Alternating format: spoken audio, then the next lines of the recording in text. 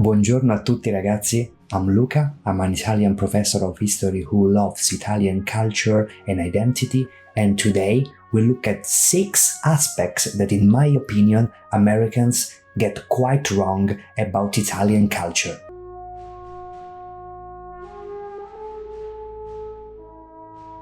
I'm here in front of this beautiful church in the city center of Rome, the Church of St. George, to speak about one of the aspects that, in my opinion, today's Americans get particularly wrong about Italy.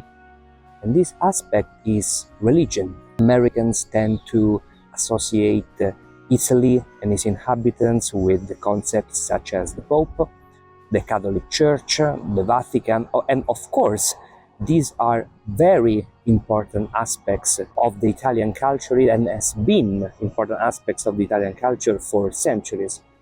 But today's Italy is very, very different. And Italy has been changing for quite a while, and especially when it comes to secularization. So the increasing distance between people, especially young generations, and the religion it's incredible. Italians don't get married anymore. They don't get married in churches in particular. Numbers of the weddings in churches have been plummeted for at least 20 years now. And so especially younger generation of Italians, they're incredibly different from the stereotype of the super Catholic Italian who goes to church every Sunday, that is a very religious Italian youth. I think they're among the least religious people in Europe, and Europe is in general today not a particularly religious continent compared to the US, but Italians are playing their part in this process. I know that this is shocking for many Americans, but the 2024 Italy is very different from my grandmother's and in part also my grandfather's, my father's generation.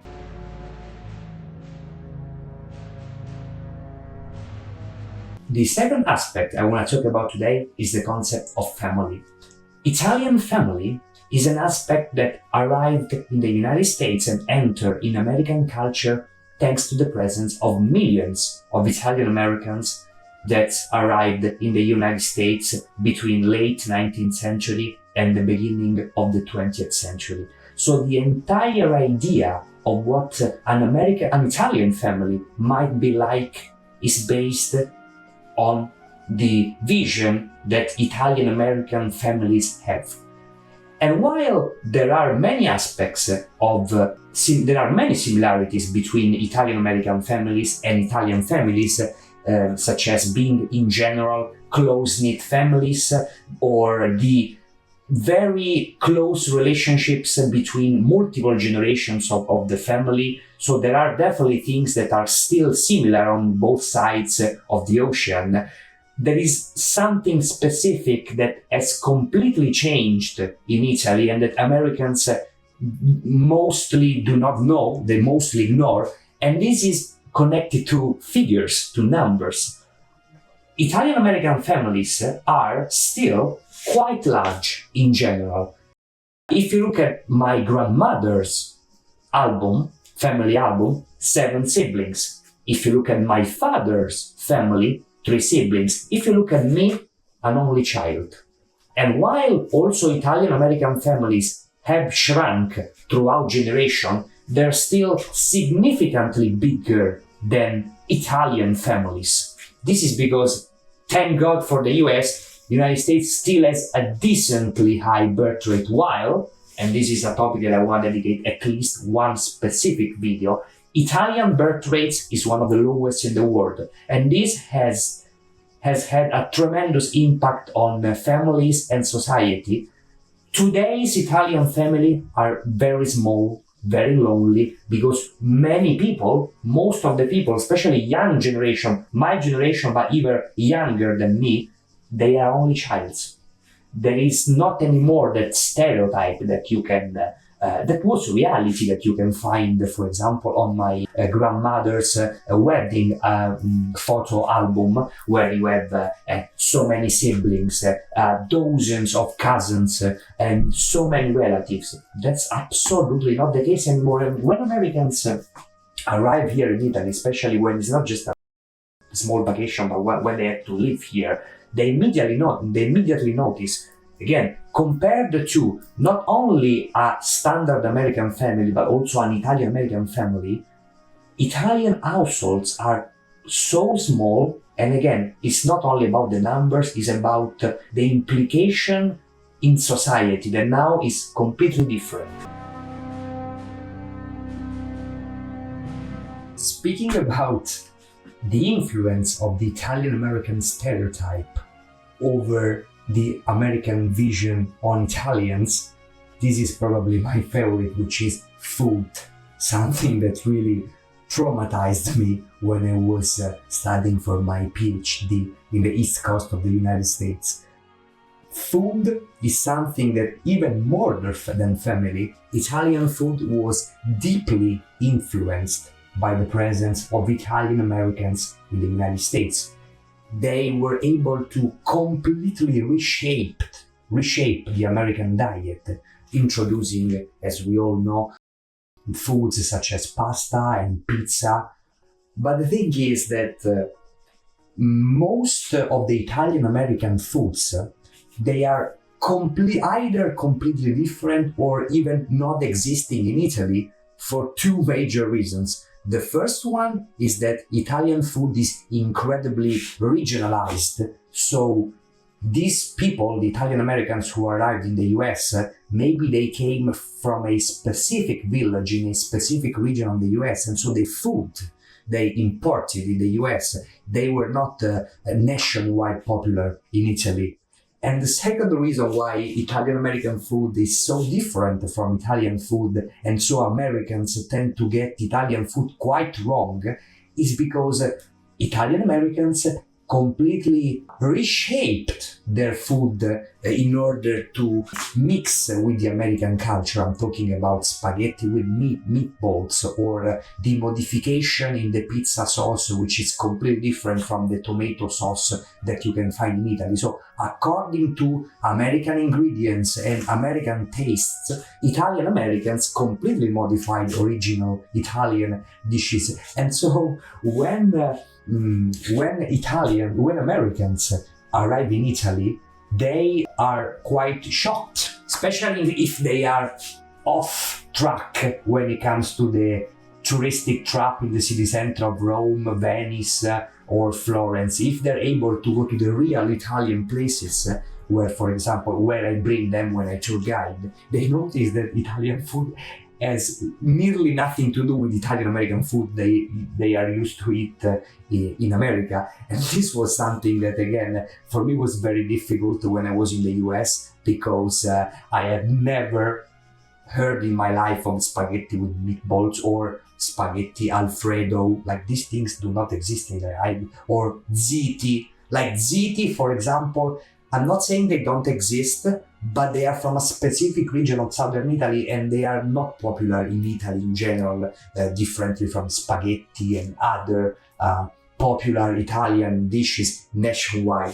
But this is a topic that, again, when Americans arrive in Italy and they eat real Italian food, they're like, this is completely different. I'm not saying it's better. I don't want to piss off Italian Americans. I love Italian Americans. I have many Italian American relatives. I'm just saying, when Americans come here and eat, look at, for example, these spaghetti that I'm eating here in this footage. They're not the same spaghetti that you eat in America, where there is like 3 kilos of tomato sauce. The spaghetti are very soft, with a lot less tomato, and the spaghetti are quite al dente, quite hard. And this is one of the many examples of this difference between the American vision over Italian food and the actual reality. The fourth aspect I want to talk about is language. Now, most of the Americans speak English as their mother tongue, and they're used to to a linguistic situation which is quite stable and easy. Yes, there are different dialects. Not dialects, there are different accents from New York to the US, to the southern US, to the West Coast, the Midwest. But in general, all accents are quite easy to understand each other. There are no problems whatsoever between people to communicate. Okay? Italy is nothing like that. And for Americans, this is very difficult to understand. Italy is a crucible, hundreds of different dialects. Some of these dialects, they're not dialects, they're different languages. The Neapolitan, the Venetian, the Sardinian, and many others.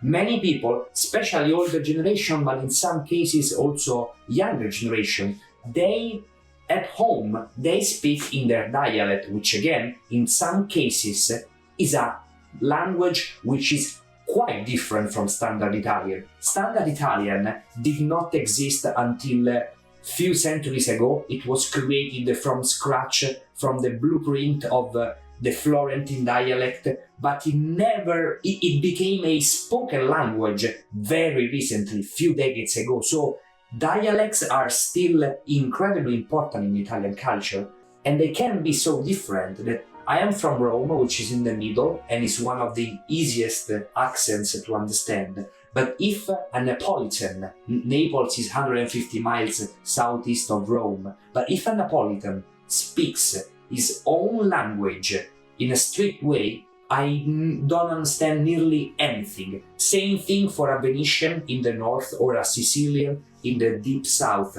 The Italian linguistic situation is incredibly rich, but it can also be challenging. And again, Americans are quite shocked when, for example, they see two Italians that they're trying to communicate to each other and they don't understand each other. For them, it's unthinkable, but in Italy, it's quite normal. My grandmother, who has been a Roman, her family has been a Roman for generations. If she heard people from Sicily speaking, she would not understand a word. And the opposite is also true. So this is something to take into account also when Americans come to Italy. Italy has been divided in regional states and independent cities for 1500 years, and language is one of the many aspects that resembles this division.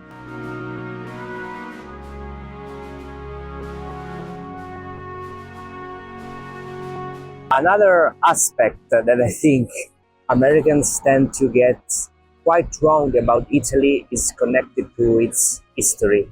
Italy, in my opinion, has one of the richest history on the planet that traces back to thousands of years. And Americans love Italian history, especially the Roman ones, which is by far the most widely known view, thanks to movies such as Gladiator. There is the sequel. And so not only do they associate Italy with Roman history and history in general, but they assume that Italians are quite knowledgeable when it comes to history, and that, unfortunately, I'm telling this despite being an Italian and an Italian professor of history, unfortunately, that's not true in general. Italians are particularly ignorant when it comes to their history. I'm from Rome. Romans do not know anything about their history, about their city, the main monuments. They have a very general knowledge about the main attractions, such as the Colosseum or St. Peter's. But in general, they don't know Italian history, and this has always been a problem for Italy. This is why, for example, we have always been behind France and most of the time Spain when it comes to total number of tourists. That's also because we're not able to create enough hype for our history because we don't know our history. And this is something that Americans don't get quite right. And when they find out, they are particularly surprised.